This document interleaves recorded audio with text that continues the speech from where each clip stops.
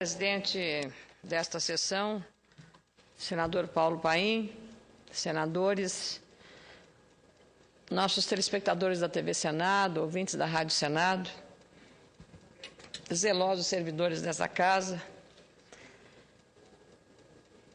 Hoje, em especial, me dirijo a todos os envolvidos com as lutas pela preservação da natureza, do meio ambiente, mas também aqueles que tenham com a terra, que dependem da terra para o sustento, para formar estoques de alimentos, para o abastecimento interno do nosso país e usar os excedentes para exportação. Sempre tratamos a natureza, o meio ambiente, como um direito nosso, um direito coletivo. Pensamos que tínhamos o direito eterno de usufruir das riquezas naturais, para a manutenção da qualidade de vida, para a sobrevivência da humanidade. Esquecemos por um longo período que, junto a este direito, tínhamos o dever de preservar o meio ambiente e descobrimos que os recursos naturais são finitos, entre eles, um dos mais importantes, a água. Por anos, nos preocupamos em ocupar os espaços do planeta Terra, e a proteção dos recursos naturais era assunto para ambientalista ou ilustração das crianças nas escolas, no dia da árvore, no começo da primavera. Economia verde e crescimento sustentável são assuntos hoje obrigatórios e que se tornaram ainda mais relevantes por ocasião da Rio+20 que se realiza no Rio de Janeiro. Estamos envolvidos com a proteção do meio ambiente desde o primeiro gesto do nosso dia a dia. Ao escovar os dentes e lembrar de fechar a torneira usando comedidamente a água. Aliás, hoje, ao falar para o comunicador JG, da Rádio Irapuru de Passo Fundo, ele me contava, senador Paulo Paim, que a ameaça de uma falta de água por conta da prolongada estiagem nessa importante cidade do Planalto Gaúcho obrigou a todos os veículos de comunicação local a fazerem uma campanha pela economia da água, para assim não haver o risco do racionamento mais dramático. E isto é exemplar, porque é nessa hora que se percebe a capacidade da mobilização social para enfrentar coletivamente um problema que é comum. Como, aliás, e o Rio Grande do Sul não viveu a época do apagão, porque havia energia suficiente, mas nós aqui em Brasília tínhamos um cuidado muito especial, porque havia até uma penalização se consumíssemos mais energia do que o que estava previsto nos nossos domicílios. Ficou um legado importante na didática de não sermos perdulários com este bem finito. A energia, no caso brasileiro, de uma matriz energética concentrada nas hidrelétricas, depende, portanto, de muita água para essa energia ser gerada. E o exemplo de Passo Fundo nos traz também a memória, e isso acontece em Brasília, em qualquer cidade do interior do meu estado, do nosso estado, senador Paim, ou de qualquer cidade brasileira, é vermos a mangueira usada para lavar água tratada, para lavar automóveis, para lavar a calçada e para outras finalidades, que a água da chuva, se adequadamente fosse coletada, poderia ser usado para esse serviço, economizando uma água que é cara, porque é paga por toda a sociedade. Então, em todos esses atos, quando acontece uma crise, nós temos que ter como lição de casa exatamente esses procedimentos didáticos para não sermos perdulários, seja com a água, seja com a luz. Quando desligamos, saímos de uma sala e desligamos o aparelho de televisão, o rádio ou a própria luz da sala, estamos contribuindo para preservar um bem finito e também um bem que é de todos e é coletivo. Ou separando o lixo seco e dando preferência às sacolas retornáveis nos mercados, ou nas questões mais rigorosas, como o registro dos índices de emissão dos gases das indústrias e dos veículos nas cidades, na eficiência do trânsito, na distribuição da energia e na própria produção agrícola. Enfim, do ponto de vista da consciência, parece que evoluímos, mas ainda falta muito a avançar nesse quesito. Esta é uma responsabilidade de todos e deve começar dentro de casa, com essas economias singelas, e avançar na escola da mesma maneira e seguindo adiante em todos os nossos dias de vida, no nosso trabalho e assim por diante. Mudamos a forma de tratar o meio ambiente, inclusive na nossa Constituição. Em 1988, por exemplo, a Constituição dedicou um capítulo ao meio ambiente, tratando como item essencial a qualidade de vida, compartilhando a gestão ambiental de forma concorrente com estados e municípios. Está escrito lá no texto constitucional. A agenda ambiental também ganhou destaque no nosso país, especialmente depois da promoção pela Organização das Nações Unidas da Conferência ECO 92 no Rio de Janeiro, que fez com que a preocupação do país com as suas florestas aumentasse, inclusive por conta da pressão internacional.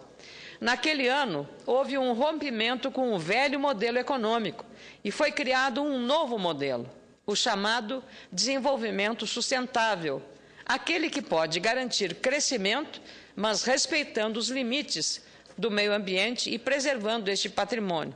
Sem ele, não há produção também agrícola. No mundo de 7 bilhões de pessoas, a grande questão é como consumir menos, como economizar os recursos naturais e, ao mesmo tempo, manter o crescimento econômico, garantindo ocupação e alimento a todos em uma sociedade onde faltam empregos e o abismo entre ricos e pobres é cada vez maior. E esta é a equação a ser resolvida na Conferência das Nações Unidas, a Rio+20, que iniciou no dia 13 de junho, na sempre cidade maravilhosa, e tem o ápice nos próximos dias com a participação de mais de 130 chefes de Estado nessa cidade. O Brasil, com uma população de mais de 190 milhões de pessoas, é a 5ª nação mais populosa do mundo, depois da China, Índia, Estados Unidos e Indonésia. Temos a 5ª maior área terrestre do planeta. E dentro deste vasto território, abrigamos as maiores riquezas, como a Amazônia e a sua biodiversidade, o Cerrado, a Mata Atlântida, a Caatinga e os biomas, também desses biomas e também o bioma do Pampa. Sem poder deixar de citar os valores dos nossos rios e a importância deles, não só na preservação e na produção de energia, mas também na navegação e na preservação da sustentabilidade para as nações ribeirinhas. É preciso sempre lembrar que o Brasil tem a maior quantidade de água doce do mundo. Temos 12% de toda a água doce do planeta. Nosso país, identificado hoje como um dos países chaves para a sustentabilidade da terra, pode ser considerado uma superpotência ambiental. Mas, para continuarmos com esse protagonismo, é preciso a consciência de todos os brasileiros. Nas últimas décadas, posições assumidas e políticas adotadas por instituições brasileiras, sejam governamentais, privadas ou não governamentais, lançaram o Brasil na vanguarda de inúmeros projetos de conservação ambiental ou ideias que simplesmente respeitam o meio ambiente e utilizam meios menos agressivos para manter o desenvolvimento.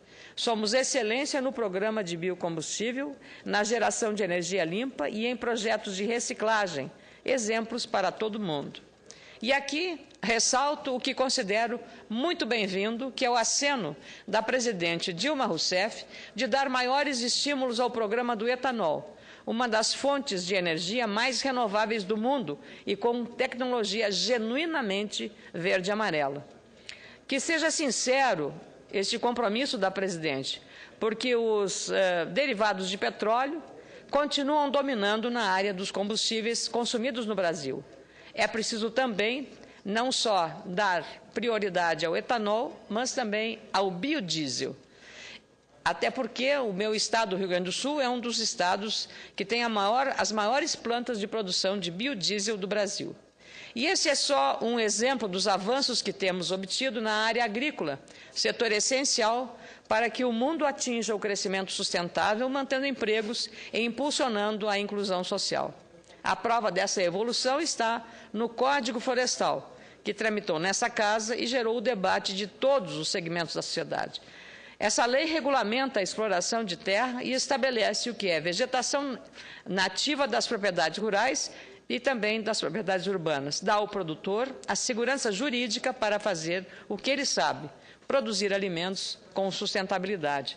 Temos, para usar as palavras de um dos relatores, hoje ministro do Estado dos Esportes, Aldo Rebelo, o Código Possível.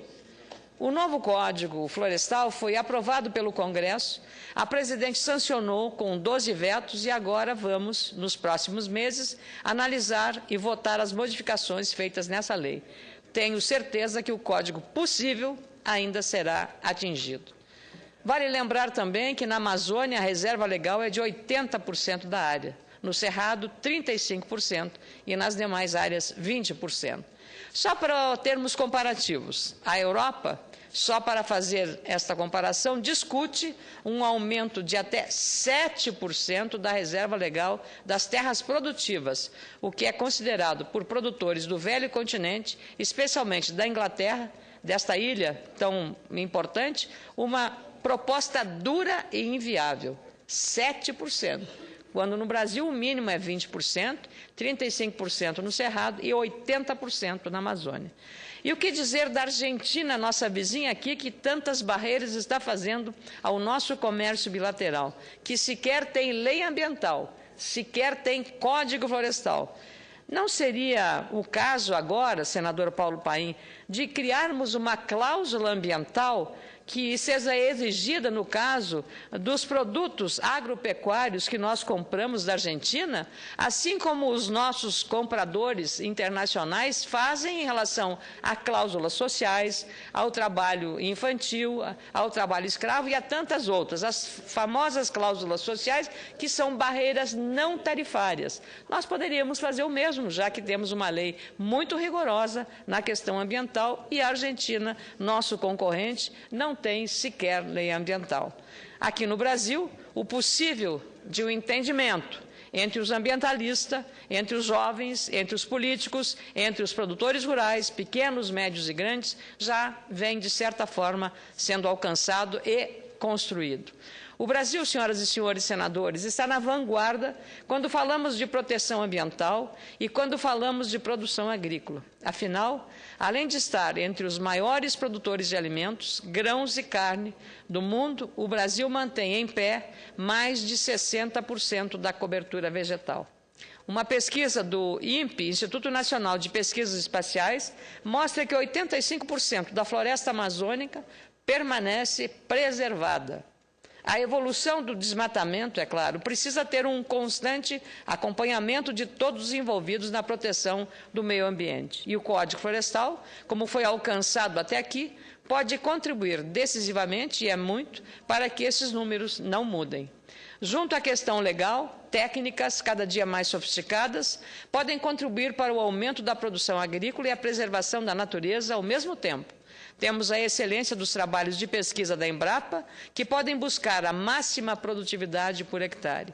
Nos últimos anos, mesmo sofrendo com catástrofes como a seca, no Rio Grande do Sul, a área de plantio foi reduzida um pouco mais de 30%, mas a produção de alimentos cresceu mais de 170%. Isso quer dizer que a atividade agrícola está ocupando menos espaços, mas produzindo mais. Se avançarmos em políticas agrícolas com a implementação de mais assistência técnica, investimentos em tecnologia, estratégias de colheita e garantia de renda, além de um programa ousado de irrigação, aproveitando o nosso aquífero Guarani em toda a região sul do Brasil, o produtor rural terá o cenário ideal para continuar o trabalho sério e manter os índices de produtividade. E eficiência no campo é o que o mundo precisa, já que, de acordo com a FAO, braço das Nações Unidas que trata da produção de alimentos no mundo, precisamos aumentar a produção em mais de 75% nos próximos 30 anos, para garantir comida para a população mundial. Nesse cenário, o Brasil não é apenas o anfitrião da Rio+20. Chegamos a esta conferência com ferramentas para trabalhar pela sustentabilidade, que são exemplo para todo mundo. Estarei presente com outros senadores na Rio+20 na próxima quarta-feira, participando da agenda da reunião de trabalho conjunta das comissões de Meio Ambiente, presidida pelo senador Rodrigo Hollenberg, e Comissão de Agricultura e Reforma Agrária do Senado, presidida pelo senador Assir Gurgás. A conferência gerou dúvidas quanto ao tamanho do sucesso, mas digo que apenas a motivação da sociedade e dos grupos envolvidos, vendo de tantas as partes do mundo, com questões ambientais e de produção agrícola, já é suficiente para gerar um crescimento da consciência de economia sustentável. Espero que, no âmbito governamental, tenhamos o compromisso político das nações desenvolvidas, estabelecendo, de uma vez por todas, uma agenda positiva, não uma agenda concorrente. Não podemos sair do Rio de Janeiro com barreiras no comércio entre os países, criando problemas para o desenvolvimento das nações mais pobres. Uma agenda positiva deve congregar e, sobretudo, dar atenção às necessidades dos países menos desenvolvidos. Não há dúvida de que o mundo mudou. Hoje, países como o nosso, o Brasil, que não eram muito ouvidos, passaram a ditar os passos para o tal desenvolvimento sustentável. Como disse o ministro das Relações Exteriores, chanceler Antônio Patriota, na abertura da Rio+20, há 20 anos, quando o mundo se reuniu no Brasil para a Eco 92, a crise atingia os países em desenvolvimento.